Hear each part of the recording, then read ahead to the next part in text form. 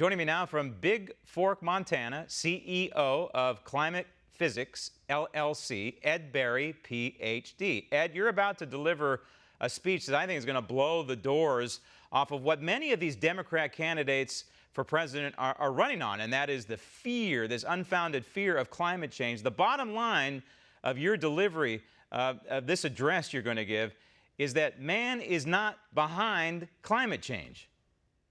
You got it, Graham, and thank you very much for this opportunity. We have the mode of thinking that when we have carbon dioxide emissions, they just go in the atmosphere and stick there like garbage we throw in a garbage dump. But that's not true, as we turn out, if we really look at the physics.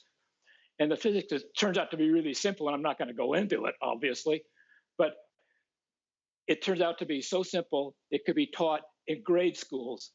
Every high school should teach it and get away from this garbage dump. Here's an analogy of how our carbon dioxide really acts. Imagine a lake, and a river is flowing into the lake, and there's a dam on the place, and it's flowing out over the dam. Flows in, flows out. When it's equal, the level stays exactly the same. It doesn't pile up because you raise the level a little bit, more water flows out. And this is what's happening to the carbon dioxide that we emit and nature emits going into the atmosphere. It goes in, it'll raise the level up to the point where the outflow equals the inflow. There's no sticking.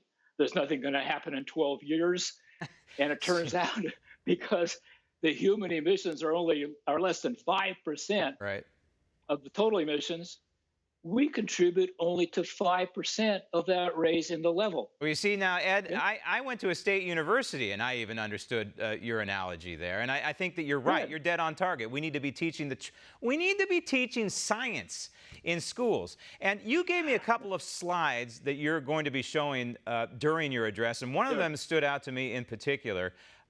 This one talks about the percentage of CO2 emitted and the sheer number and volume of CO2 emitted by natural sources versus humankind. And obviously the discrepancy there is devastating. And the bottom line here, the upshot is that nature emits 21 times what human beings do. And these naturally occurring events are all over the place, and they're happening constantly. That's right. And these aren't secret numbers. These are numbers published by the United Nations IPCC in their own reports. So even the alarmists agree with these numbers, but they don't do anything with it. They just focus on the little bit that humans are doing, and they think that's causing all of the increase in CO2. But it's not. And it's easy to prove their method is wrong. Yet these people say 97% of the scientists agree, and we know this is not true, and we know that's a bogus number. There's plenty of research to show that, including the research that you have done, and by the way, you're not among the 97%. But shouldn't we be basing the information and our conclusions on empirical science? We definitely should. As you say, the 97% is a totally fictitious number. I mean, I can count about 2,000 scientists on my side legit. There are not more than 4,000 of us in the world. And so they're counting chiropractors, everybody else in the world, and environmentalists that just believe that we're causing the problem.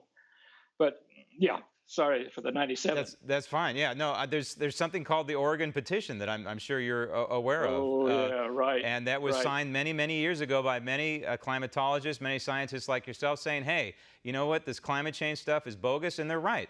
Because in the end, climate change is not about saving the planet.